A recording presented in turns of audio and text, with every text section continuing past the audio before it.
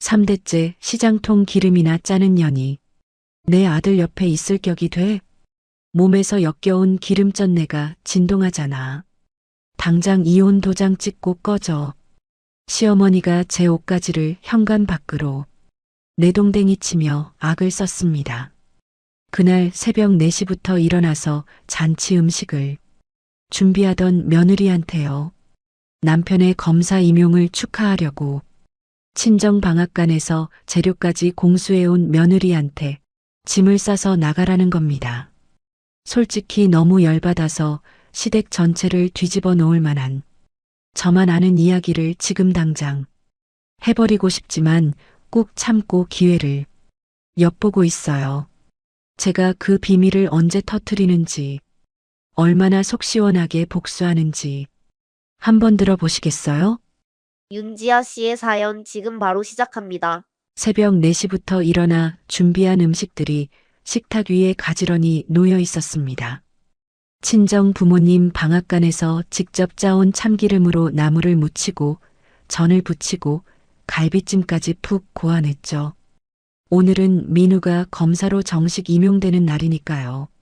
저는 앞치마에 묻은 기름기를 닦으며 마지막으로 상을 점검하고 있었습니다.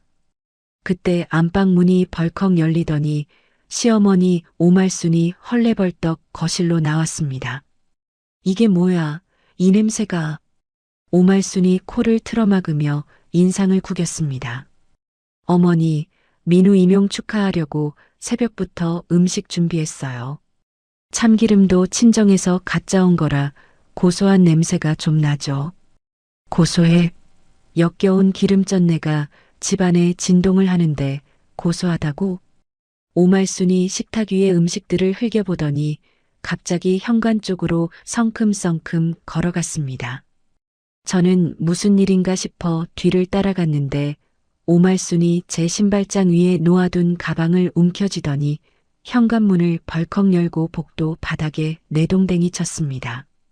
어머니, 닥쳐. 오말순이 다시 안으로 들어와 옷방 문을 열더니 제 옷가지들을 양팔 가득 끌어안아 밖으로 내던지기 시작했습니다. 원피스, 외투, 속옷까지 가리지 않고 복도 바닥 위로 우수수 쏟아져 내렸죠. 어머니, 왜 이러세요? 제가 뭘 잘못했어요? 잘못? 네 존재 자체가 잘못이야. 오말순이 마지막 옷뭉치를 집어 던지고는 땀을 훔치며 저를 노려봤습니다. 3대째 시장통에서 기름이나 짜는 집안년이 내 아들 옆에 있는 꼴을 더는 못 보겠어. 몸에서 기름전내가 뼈까지 베어가지고. 어머니, 그 기름집에서 번 돈으로 민우 사법시험 학원비 대고 이 집 월세도 냈어요. 그래서 그거 은혜라도 되는 줄 알아? 오말순이 제 어깨를 밀치며 현관 쪽으로 몰아세웠습니다. 이제 내 아들은 검사야, 검사. 격에 맞지 않는 년은 당장 이혼 도장 찍고 꺼져. 그 소란에 옆방에서 자고 있던 시댁 친척들이 하나둘 몰려 나왔습니다. 큰 고모, 작은 삼촌, 사촌 형부까지 잔치 전날 모여있던 사람들이죠. 저는 누군가가 말려주길 기대했습니다. 고모님, 저 좀 말려주세요. 큰 고모가 팔짱을 낀 채 혀를 찼습니다. 에이, 지아야. 개천에서 용 났으면 낡은 집시는 벗어줘야지. 니도 눈치껏 알아서 빠져야 할 거 아니야. 작은 삼촌이 벽에 기대서며 킥킥 웃었습니다. 형수님 말이 맞아. 검사 부인이 기름 냄새 풍기고 다니면 민우 체면이 뭐가 되겠어. 피가 거꾸로 솟는 기분이었습니다. 그때 현관문이 열리며 민우가 들어왔습니다. 저는 반사적으로 민우를 향해 돌아섰는데 민우의 팔에 낯선 여자가 매달려 있었습니다. 머리부터 발끝까지 명품으로 휘감은 젊은 여자가 입꼬리를 비틀며 저를 위아래로 훑어봤죠. 민우 씨, 여기가 지금 살고 있는 집이에요? 좀 좁네. 민우야, 이게 뭐야? 저 여자가 누구야? 민우가 제 눈을 똑바로 쳐다보며 입을 열었습니다. 지아야, 이쪽은 수연이야. 한영 로펌 대표 딸이지. 위자료는 줄 테니까 짐 챙겨서 조용히 나가줘. 담담하게 미안함이라곤 한 톨도 없이 내뱉는 말이었습니다. 수연이라는 여자가 오말순에게 다가가 어깨를 주물렀습니다. 어머니, 앞으로 제가 잘 모실게요. 저 정도 집안은 되어야 검사 남편 앞길을 열어드릴 수 있죠. 수연이 저를 돌아보며 코웃음을 쳤습니다. 언니, 그 앞치마 좀 벗어요. 기름 냄새가 여기까지 나네. 온 가족이 킥킥대며 웃었습니다. 저는 주먹을 꽉 쥐었다가 천천히 손을 펼쳤습니다. 사실 저는 알고 있었습니다. 최 반장 삼촌이 2주 전에 알려줬죠. 저 여자의 본명은 수연이 아니라 박정미, 타깃의 허영심을 노려 돈을 뜯어내는 전문 꽃뱀이라는 거리요. 저는 가방에서 미리 준비해둔 협의 이혼 서류를 꺼내 도장을 찍었습니다. 민우의 발 앞에 서류를 떨어뜨리며 말했죠. 원하는 대로 해줄게. 자리 비켜줄 테니 잘 살아. 현관 밖으로 나서며 흩어진 옷가지 위를 밟고 지나갔습니다. 엘리베이터 문이 닫히자마자 최 반장에게 전화를 걸었습니다. 삼촌 나야. 쥐새끼들이 미끼 물었어. 4명의 자산 분리 오늘 중으로 마무리해줘. 전화기 너머로 최 반장의 낮은 웃음소리가 들렸습니다. 알았다, 조카야. 깔끔하게 끝내놓을게. 저는 전화를 끊고 택시를 잡아 친정집으로 향했습니다. 부모님이 차려주신 따뜻한 된장찌개를 떠먹으며 저는 시계를 봤습니다. 집을 나선 지 정확히 1시간이 지나고 있었죠. 그 시각 민훈의 아파트 거실에서는 샴페인 병이 펑 소리를 내며 터졌습니다. 오말순이 유리잔을 들어올리며 수연의 손을 꼭 잡았죠. 아이고, 우리 새며느리. 이렇게 반가울 수가. 자, 검사 아들 임용 축하해. 우리 수연이 환영까지. 건배. 민우가 수연의 허리를 감싸며 잔을 부딪혔습니다. 수연아, 고생했어. 이제 시작이야. 민우 씨, 오늘이 딱 좋은 타이밍이에요. 수연이 샴페인을 한 모금 머금고는 스마트폰을 꺼내 화면을 보여줬습니다. 강남 도곡동 최고급 펜트하우스 급매물이 방금 올라왔어요. 시세보다 5억이나 싸요. 오말순의 눈이 번쩍 뜨였습니다. 5억이나 싸다고? 네, 어머니. 근데 이게 오늘 안에 가계약금이랑 중도금을 넣지 않으면 내일 다른 사람한테 넘어가요. 아까 부동산 사장님이 저한테만 먼저 귀띔해 준 거거든요. 민우가 수연의 어깨에 턱을 괴며 물었습니다. 얼마나 넣어야 돼? 가계약금 3천에 중도금 2억이면 일단 잡아놓을 수 있어요. 나머지는 제가 아빠한테 말해서 메꿀게요. 오말순이 벌떡 일어나며 소파 쿠션 밑에서 스마트폰을 꺼냈습니다. 2억 3천이면 되는 거지? 내가 평생 모은 게 있어. 어머니, 진짜요? 역시 어머니는 뭐가 달라. 수연이 오말순의 팔을 잡으며 눈을 반짝였습니다. 오말순이 떨리는 손으로 뱅킹 앱을 열었습니다. 정기예금 1억 2천, 적금 3개 합쳐서 8천만 원.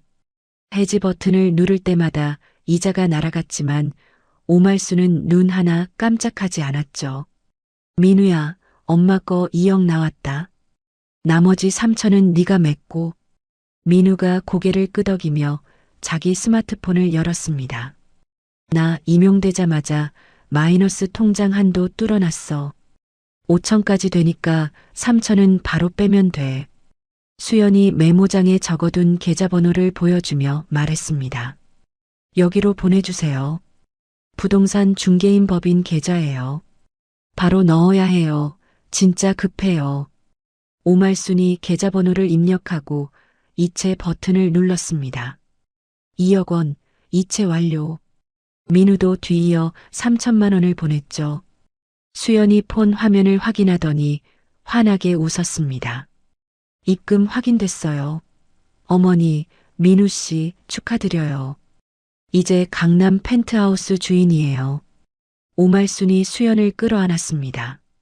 아이고, 기특해라. 내 새 며느리 덕에 팔자를 고치네. 수연이 오말순의 품에서 빠져나오며 핸드백을 들었습니다. 잠깐 부동산 사장님한테 전화 좀 하고 올게요. 주차장이 통화가 잘 터져서요. 그래, 갔다 와. 수연이 하이힐 소리를 또각또각 내며 현관문을 나섰습니다. 오말순과 민우는 남은 샴페인을 따르며 강남 펜트하우스의 인테리어를 이야기했죠. 30분이 지났습니다. 1시간이 지났습니다. 민우가 시계를 보며 수연에게 전화를 걸었습니다. 신호음 대신 기계음이 흘러나왔죠.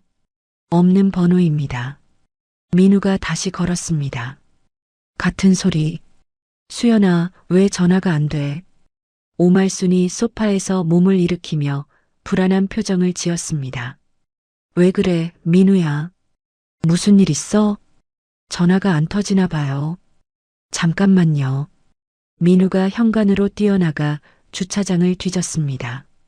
수연이 타고 온 흰색 외제차가 사라져 있었죠. 민우가 아파트 경비실로 달려갔습니다. 아까 흰색 외제차 나간 거 봤어요? 경비원이 고개를 끄덕였습니다. 1시간 전에 뒷문으로 빠졌는데요. 민우의 얼굴에서 핏기가 빠졌습니다. 손이 떨리는 채로 수연의 이름을 검색하고 차 번호를 조회하기 시작했죠. 30분 뒤 민우는 거실 바닥에 주저앉아 있었습니다. 엄마, 왜 그래, 민우야?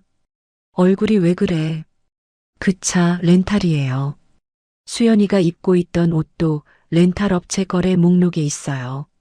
한영 로펌에 전화해봤는데 대표 딸 중에 수연이란 사람은 없대요. 오말순의 다리가 풀렸습니다. 소파 팔걸이를 부여잡으며 나지막하게 물었죠. 그러면 2억은? 없는 번호예요. 계좌도 추적이 안 돼요. 내 평생 모은 돈이 2억이야.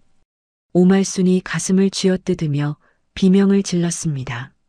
손톱이 살을 파고들어도 아픈 줄 모르는 것 같았죠. 오말순이 갑자기 스마트폰을 움켜쥐고 제 번호를 눌렀습니다. 저는 친정집 안방에서 부모님이 깎아주신 사과를 베어 물고 있었습니다. 폰 화면에 시어머니 번호가 떴죠. 저는 스피커폰을 눌렀습니다. 지아야, 지아야. 수화기 너머로 오말순의 콧물 섞인 울음소리가 쏟아졌습니다. 내가 미쳤었어. 내가 미쳤었다고. 제발 네가 번 돈으로 변호사 사서 그년 잡아줘. 2억이야. 내 전 재산 2억. 저는 사과를 천천히 씹으며 오말순의 울음소리를 들었습니다. 1시간 전까지 기름전내 난다며 제 옷가지를 복도에 내던지던 그 입에서 나오는 소리가 이것이었죠. 어머니. 응. 지아야, 제발. 어머니가 그렇게 멸시하시던 기름전내 나는 제 돈은요. 단 한 푼도 어머니를 위해 쓸 생각 없어요. 지아야. 저는 통화 종료 버튼을 눌렀습니다. 그리고 오말순의 번호를 차단 목록에 넣었죠. 민우 번호도 바로 뒤에 추가했습니다. 폰을 내려놓고 부모님이 끓여주신 보리차를 한 모금 마셨습니다. 목구멍을 타고 내려가는 따뜻한 물이 참 편안했죠. 다음 날 아침 민우는 관할 경찰서 형사과 사무실 문을 벌컥 열어젖혔습니다. 갓 발급받은 검사 공무원증을 수사관 책상 위에 탁 내려놓으며 목소리를 높였죠. 나 서부지검 강민우 검사야. 어제 사기당한 건 내가 직접 신고한 거니까 지금 당장 수사 현황 보고해. 형사과 팀장이 안경을 밀어올리며 민우를 올려다봤습니다. 강 검사님, 일단 앉으시죠. 앉긴 뭘 앉아. 2억 3천이 날아갔어. 범인 위치 파악된 거 있으면 당장 내놔. 민우가 주먹으로 책상을 내려쳤습니다. 형사가 팀장이 자리에서 일어나 서류 한 뭉치를 집어들었습니다. 강 검사님, 그 사기범 박정미 말입니다. 검사님 것만 있는 게 아닙니다. 뭐? 박정미가 도주 전에 검사님 공무원증이랑 명함을 다른 피해자들한테 보여줬습니다. 이 사람이 내 뒷배라고요. 민우의 입이 벌어졌습니다. 그게 무슨 소리야? 형사과 팀장이 서류를 민우 앞에 펼쳤습니다. 피해자가 현재까지 6명 더 나왔고 피해 금액 합산 14억입니다. 전부 강 검사님이 보증을 섰다고 믿고 돈을 보낸 사람들이에요. 나는 보증 선 적 없어. 그년이 멋대로 한 거라고. 그건 수사를 해봐야 알 일이고 지금 상황이 상황이니까 검사님도 참고인이 아니라 피의자 쪽으로 분류될 수 있습니다. 민우가 뒷걸음질 쳤습니다. 형사과 팀장이 담담한 목소리로 이어갔죠. 공범이나 방조 혐의로 입건될 수 있다는 뜻입니다. 변호사 선임하시는 게 좋을 겁니다. 민우의 무릎이 후들거렸습니다. 경찰서를 빠져나온 민우의 등 뒤로 복도에서 수군거리는 형사들의 목소리가 따라붙었죠. 야, 걔 진짜 검사 맞아? 임용된 지 하루 만에 사기 공범이래.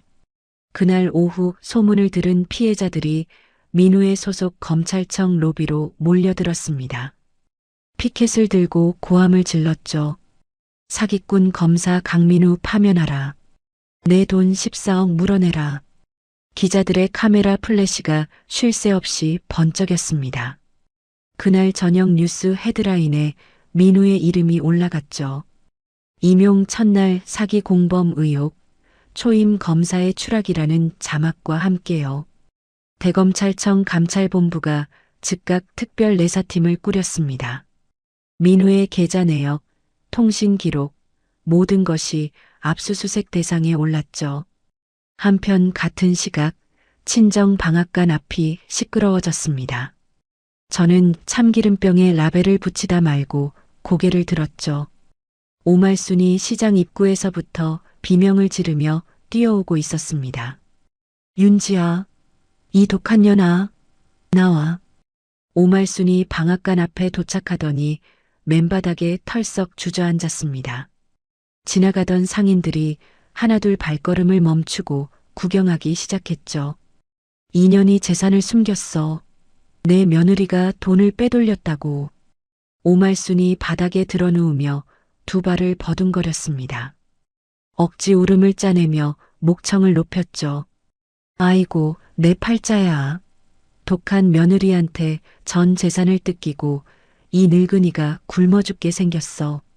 주변 상인들의 반응은 싸늘했습니다. 생선가게 박 사장이 팔짱을 끼며 코웃음을 쳤죠. 어휴, 저 할머니 또 왔네. 맨날 며느리 기름전내 난다고 무시하더니 이제 와서 돈 내놓으라고?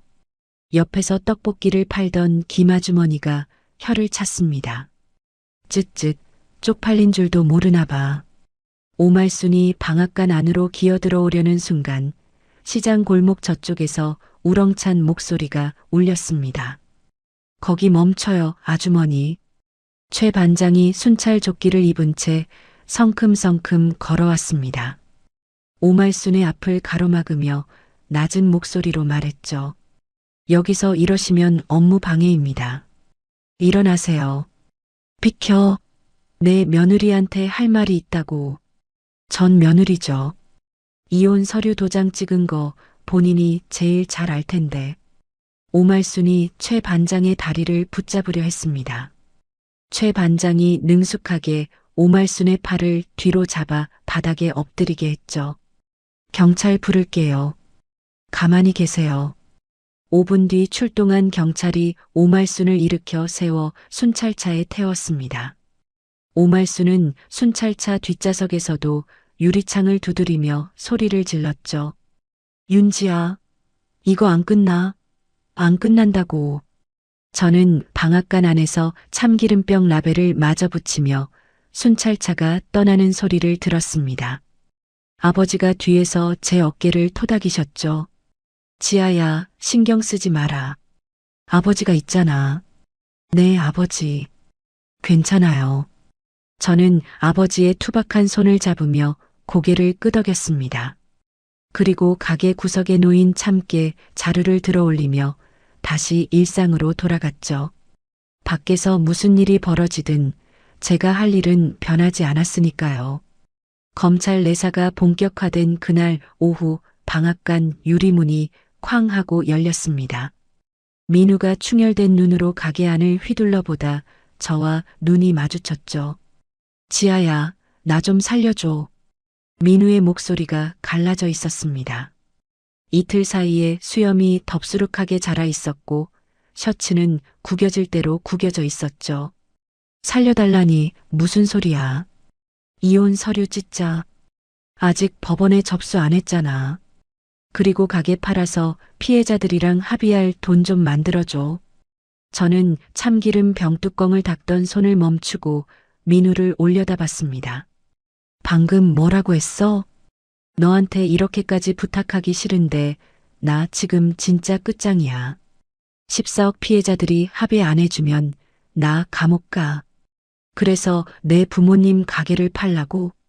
민우가 두 손으로 얼굴을 문질렀습니다.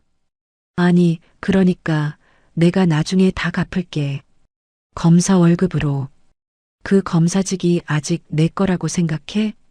민우의 눈이 흔들렸습니다. 저는 앞치마 주머니에서 접어둔 서류를 꺼내 민우의 가슴팍에 밀어 넣었죠. 오늘 오전에 법원에 접수했어.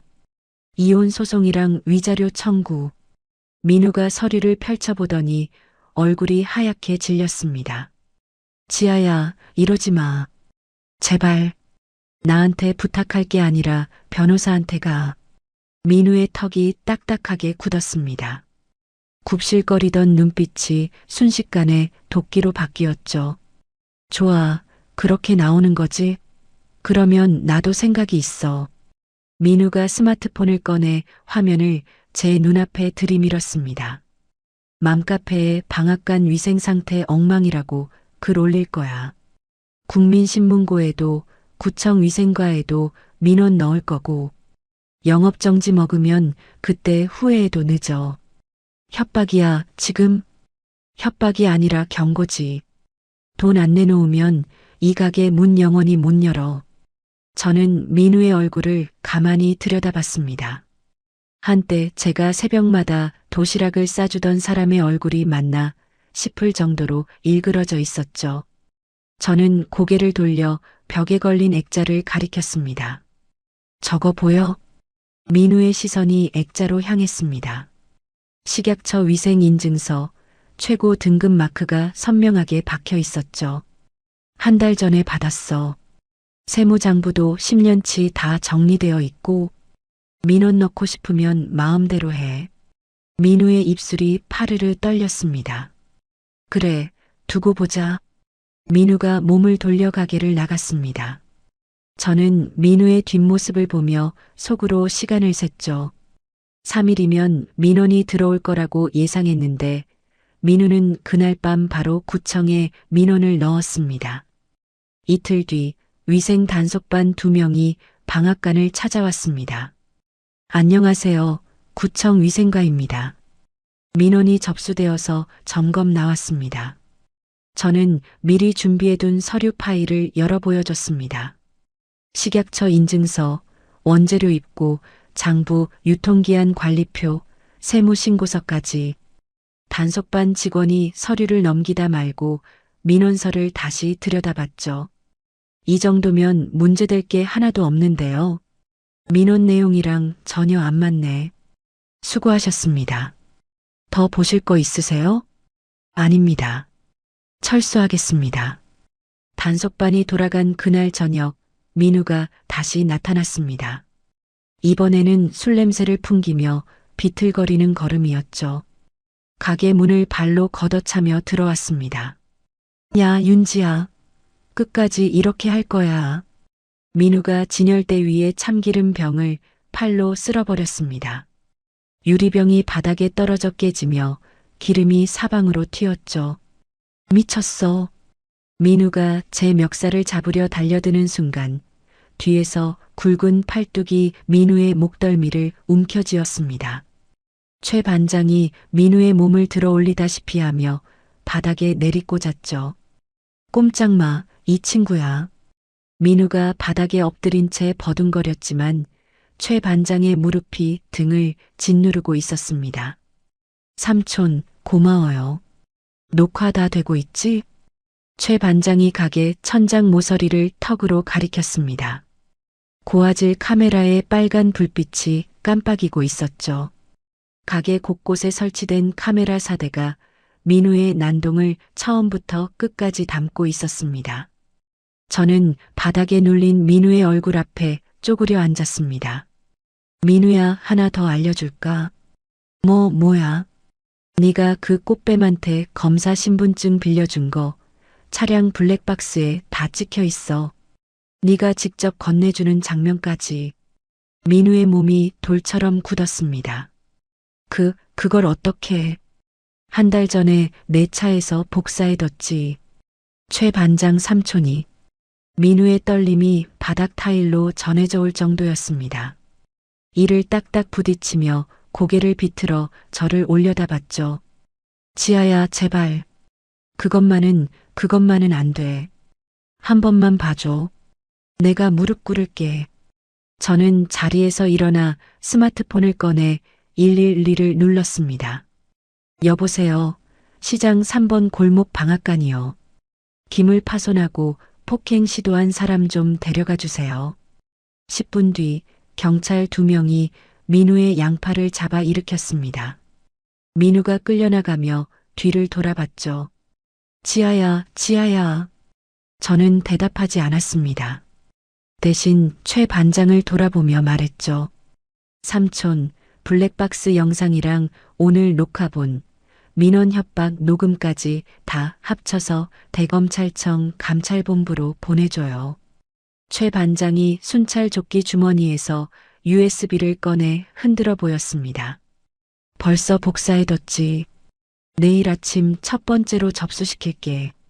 저는 바닥에 깨진 유리 조각을 빗자루로 쓸어 담으며 기름 냄새를 맡았습니다.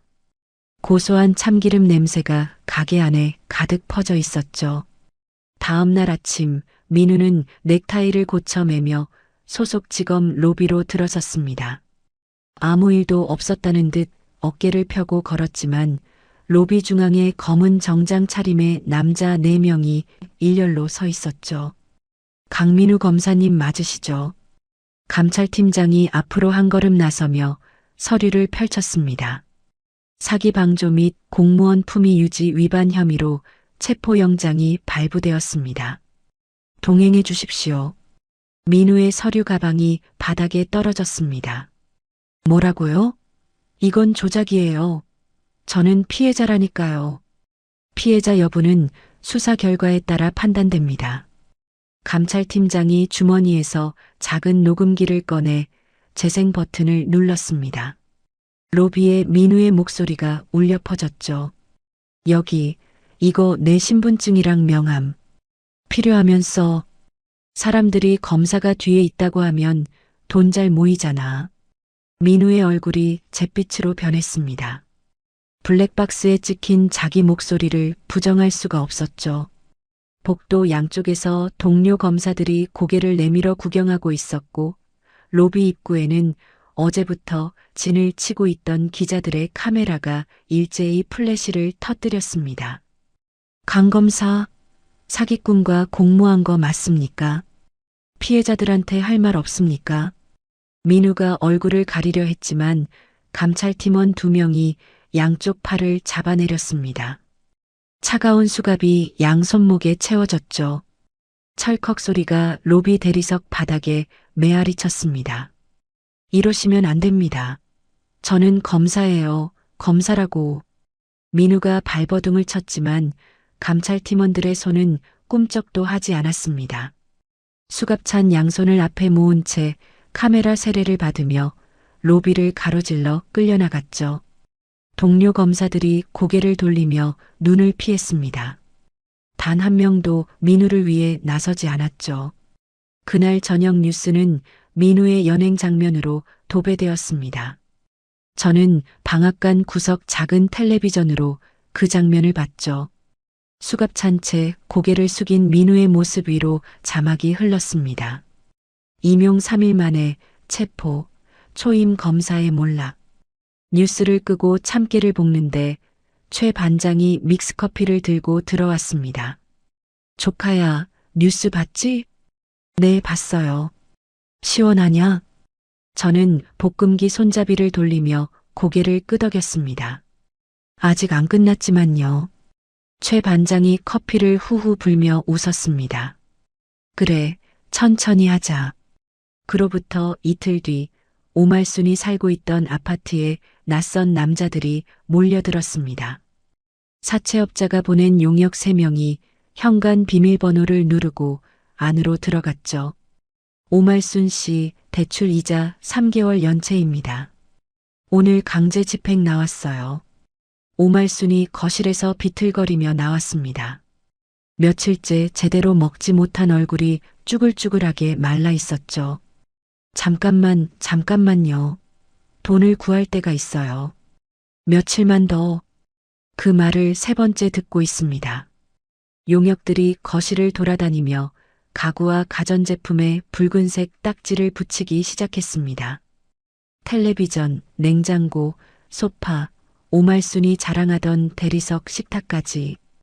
오말순이 냉장고를 끌어안으며 울부짖었죠. 이것만은 안 돼. 이건 내 거야. 채권자 소유입니다. 이제 짐 싸세요. 내일까지 비워야 합니다. 용역들이 오말순의 팔을 떼어내고 현관으로 짐을 나르기 시작했습니다. 옷가지와 이불이 복도 바닥에 쌓여갔죠. 며칠 전 제 짐을 내던졌던 그 현관 앞에 이번에는 오말순의 짐이 나뒹굴고 있었습니다. 오말순은 짐 더미 위에 주저앉아 머리카락을 쥐어뜯으며 통곡했습니다. 아이고, 내 팔자야. 그날 밤 오말순은 큰 고모 집 초인종을 눌렀습니다. 언니 나야. 며칠만 재워줘. 갈 데가 없어. 현관 너머로 큰 고모의 목소리가 들렸죠. 말순아, 미안한데 우리도 형편이 어려워. 다른 데 알아봐. 문이 열리지 않았습니다. 작은 삼촌 집도 사촌 형부 집도 마찬가지였죠. 초인종을 누르면 불이 꺼지고 전화를 걸면 신호만 울렸습니다. 제발 하룻밤만 재워달라고. 오말순이 작은 삼촌 집 앞에서 문을 두드리며 울었지만 안에서는 아무런 대답도 없었습니다. 새벽찬 공기가 얇은 카디건 사이로 파고들었죠. 오말순은 결국 아파트 단지 놀이터 벤치에 몸을 웅크렸습니다. 떨리는 손으로 얇은 옷깃을 여미며 이를 딱딱 부딪히는 소리만 어둠 속에 울렸죠. 저는 그 소식을 다음 날 최 반장에게 전해 들었습니다. 방앗간에서 부모님과 함께 참기름을 짜며 저는 들깨, 자루에 매듭을 풀었습니다. 볶음기가 돌아가는 소리, 기름이 한 방울씩 떨어지는 소리. 평범한 하루가 평범하게 흘러가고 있었죠. 며칠 뒤 아침 장사를 준비하던 저는 시장 입구 쪽에서 웅성거리는 소리를 들었습니다.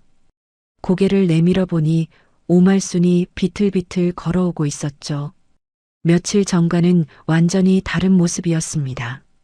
머리카락은 기름기에 엉겨붙어 있었고 운동화 한쪽은 뒤축이 찢어져 있었죠.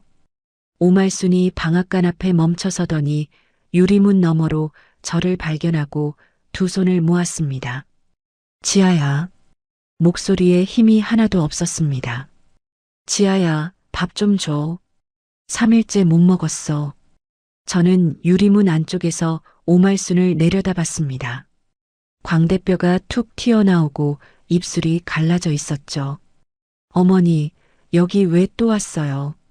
제발 밥 한 공기만. 아니, 물이라도 한 잔만. 내가 잘못했어. 내가 잘못했다고. 오말순이 무릎을 꿇으려는 순간 뒤쪽에서 생선가게 박 사장이 양동이 물을 들고 나왔습니다. 야, 할머니. 여기 또 왔어?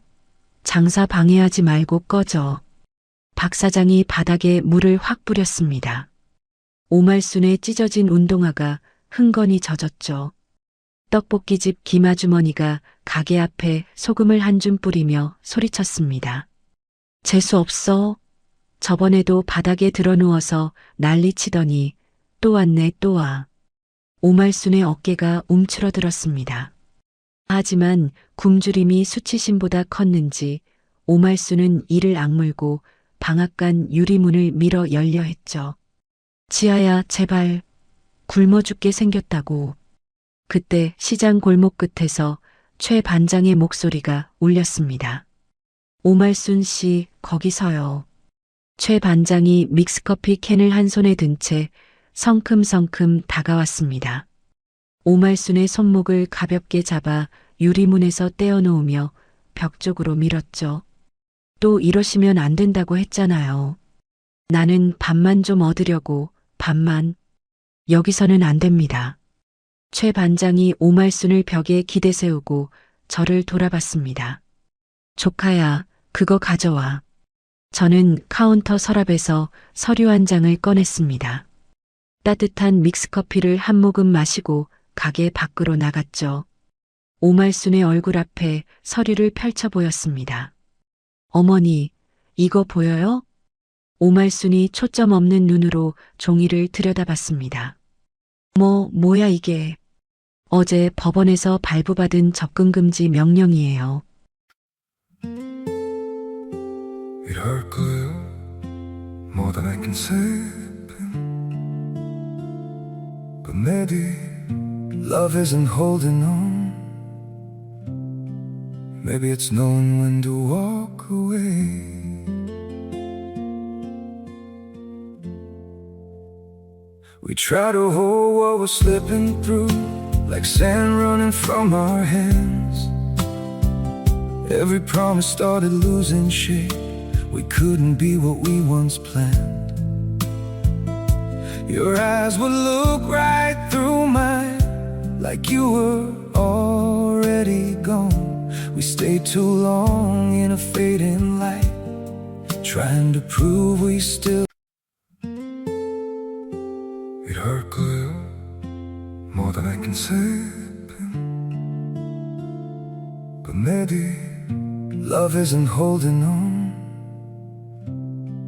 Maybe it's knowing when to walk away.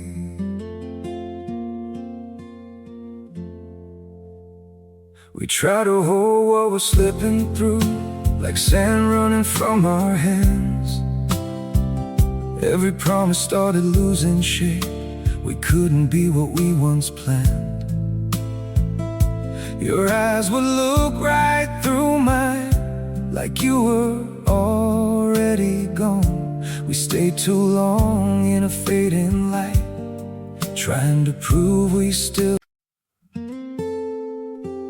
It hurt good, more than I can say. But maybe love isn't holding on. Maybe it's knowing when to walk away.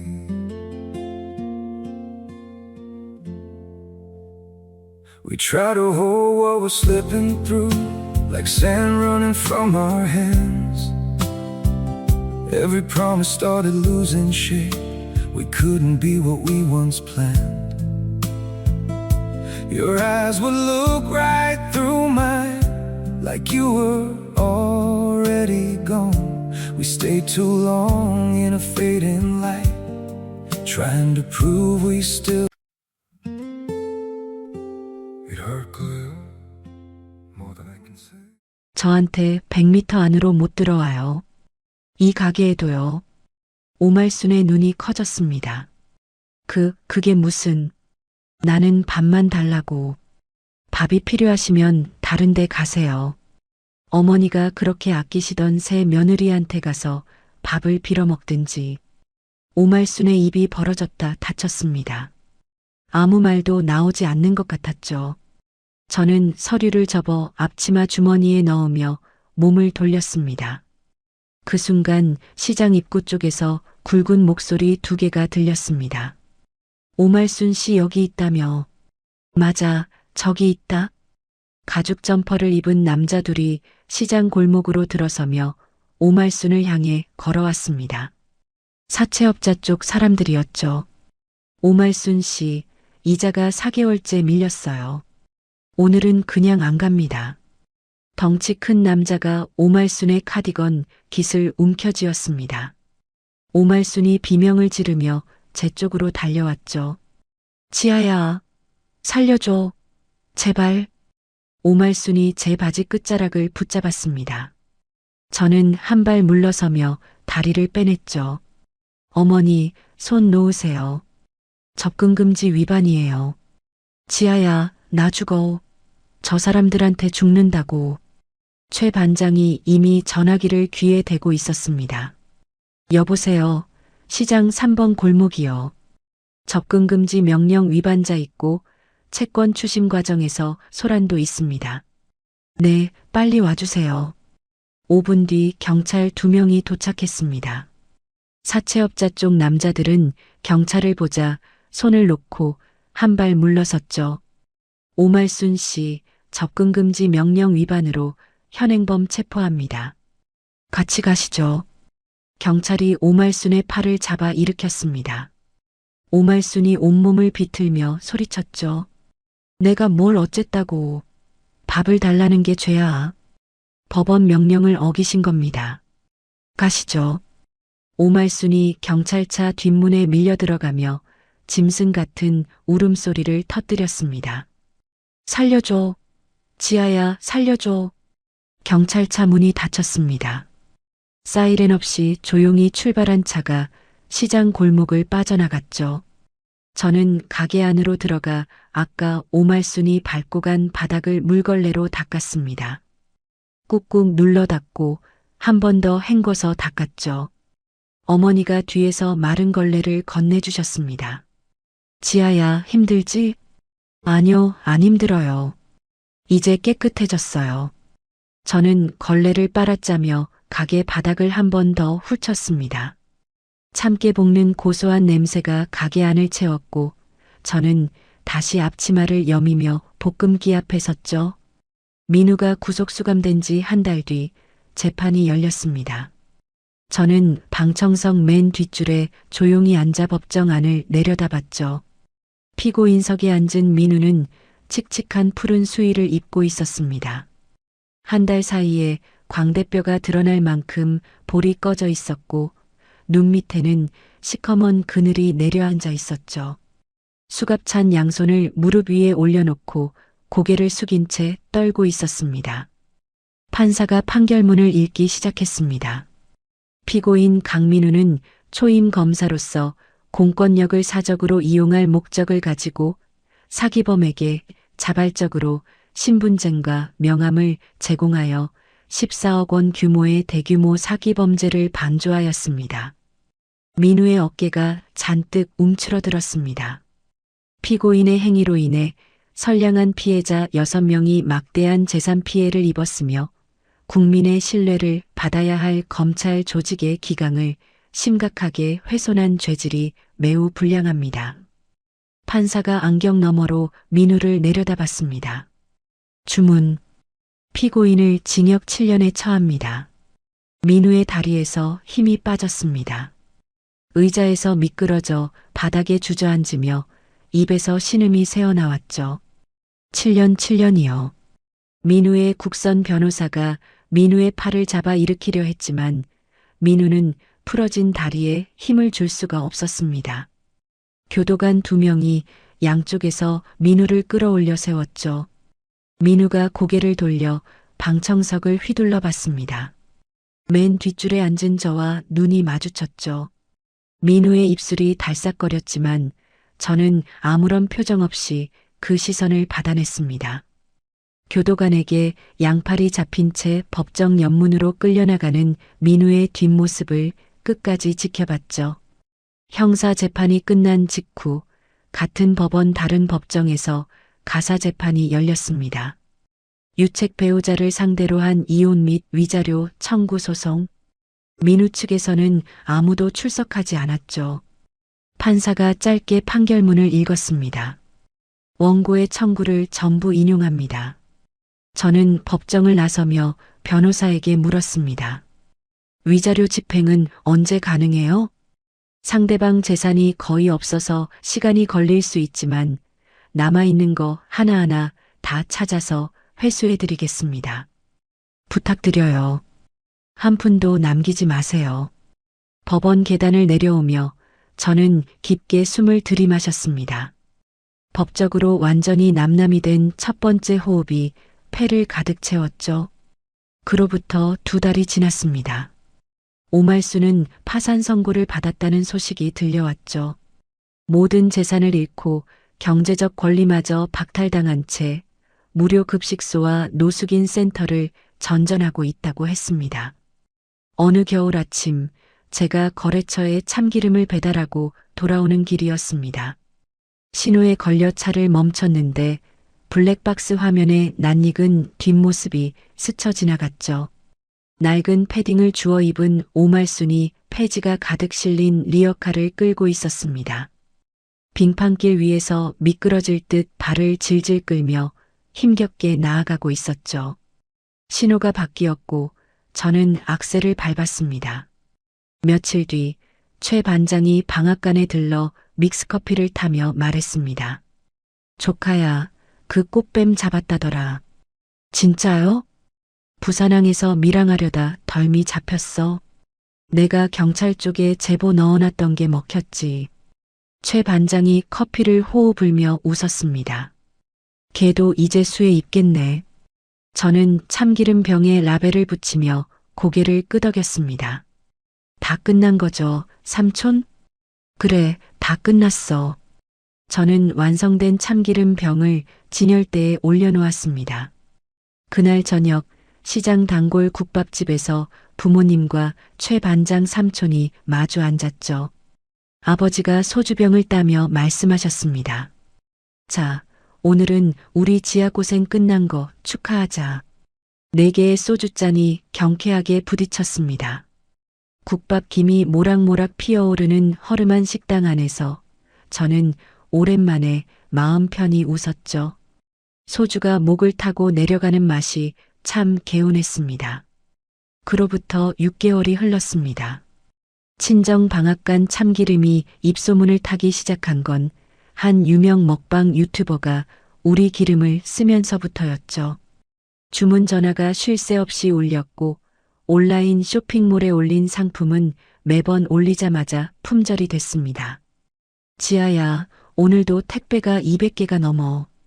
어머니가 송장을 붙이다 말고 허리를 펴며 말씀하셨죠. 어머니, 이제 시장에서만 하기엔 좁아요. 저는 한 달간 발품을 팔아 찾아낸 건물 계약서를 부모님 앞에 펼쳤습니다. 강남 번화가 4층짜리 상가 건물. 그동안 모아둔 현금과 위자료로 회수한 돈을 합치면 충분했죠. 여기 1층은 매장, 2층은 사무실, 3층은 제조공간, 4층은 창고로 쓸 거예요. 아버지가 계약서를 들여다보시다 안경을 벗으며 눈시울을 붉히셨습니다. 우리 지아가 이런 걸 다 하네. 아버지 어머니가 30년 넘게 지켜온 참기름이잖아요. 저는 그걸 좀 더 넓은 데서 파는 것뿐이에요. 계약서에 도장을 찍은 날 저는 시장 골목을 천천히 걸어 나왔습니다. 3대째 기름을 짜온 이 좁은 골목이 저를 여기까지 데려다 준 거죠. 한 달 뒤 새 건물 1층 매장에 간판이 올라갔습니다. 세련된 인테리어에 참기름, 들기름, 각종 견과류 제품이 진열된 플래그십 스토어였죠. 2층에는 제 이름을 건 식품회사 사무실이 자리 잡았습니다. 오픈식 날 아침 건물 앞에 대형 화환들이 줄지어 도착했습니다. 최 반장이 가장 먼저 왔죠. 믹스커피 대신 오늘은 양복을 차려입고 왔습니다. 조카야, 멋지다 멋져. 최 반장이 건물을 올려다보며 입꼬리를 올렸습니다. 삼촌, 양복 입으니까 딴 사람 같아요. 야, 조카 오픈식인데 순찰 조끼 입고 오면 되겠어? 시장 상인들도 하나둘 도착했습니다. 생선가게 박 사장, 떡볶이집 김아주머니, 철물점 이사장까지 다들 투박한 손으로 화분을 들고 와서 매장 앞에 놓아줬죠. 어머니가 앞치마를 벗고 오늘을 위해 새로 사신 외출복을 입고 오셨습니다. 아버지도 낡은 작업복 대신 깔끔한 남방을 차려입으셨죠. 우리 딸 참 장하다. 어머니가 매장 안을 둘러보시다 눈물을 글썽이셨습니다. 아버지가 어머니 어깨를 감싸며 고개를 끄덕이셨죠. 저는 매장 뒤편 탈의실에서 낡은 앞치마를 꺼냈습니다. 기름때가 배어 누렇게 변색된 앞치마. 민우를 뒷바라지하던 수년간 매일 두르고 있던 것이죠. 저는 그 앞치마를 쓰레기통에 넣고 뚜껑을 닫았습니다. 대신 옷걸이에 걸어둔 맞춤 정장을 입었습니다. 어깨선이 딱 맞았고 거울 속에 제가 낯설면서도 당당했죠. 오픈식이 끝나고 기자 2명이 인터뷰를 요청했습니다. 시장 기름집에서 시작해 연 매출 수십억 식품 기업까지 비결이 뭔가요? 특별한 비결은 없어요. 부모님이 30년 넘게 지켜온 정직한 맛을 그대로 가져온 것뿐이에요. 기사가 나간 뒤 경제지 2곳에서 추가 취재 요청이 들어왔습니다. 표지 촬영까지 하게 됐죠. 카메라 앞에서 저는 참기름 병을 들고 웃었습니다. 기름전내 난다고 멸시당하던 그 기름이 이제는 제 얼굴 옆에서 잡지 표지를 장식하고 있었죠. 퇴근길 차 안에서 라디오를 켰습니다. 뉴스 단신이 흘러나왔죠. 교도소 내 폭행 사건으로 수감 중이던 전직 검사 강모 씨의 형기가 추가 연장되었습니다. 저는 핸들을 잡은 채 입꼬리가 올라가는 걸 느꼈습니다. 라디오 볼륨을 줄이고 창밖을 봤죠. 강남 한복판으로 석양빛이 쏟아지고 있었습니다. 건물 최고층 사무실에 도착해 창가에 섰습니다. 아래로 도시의 불빛들이 하나둘 켜지기 시작했죠. 저는 눈을 감고 깊게 숨을 들이마셨습니다. 천천히 내쉬는 숨이 참 가벼웠죠. 코끝에 희미하게 참기름 냄새가 남아 있었습니다. 누군가에게는 쩐내였지만 저에게는 부모님의 땀이고 제 인생의 뿌리였죠. 저는 창밖을 내려다보며 조용히 웃었습니다. 서름을 꾹꾹 눌러 참으며 살아오신 분들, 내 가치를 몰라주는 사람 곁에서 한설인 세월을 보내신 분들, 여러분의 정직한 땀방울은 절대 배신하지 않습니다. 늦었다고 생각하실 때가 가장 빠른 때라고 저는 그렇게 믿습니다. 오늘 사연이 통쾌하셨다면 주인공에게 칭찬 한마디만 달아주시면 감사하겠습니다.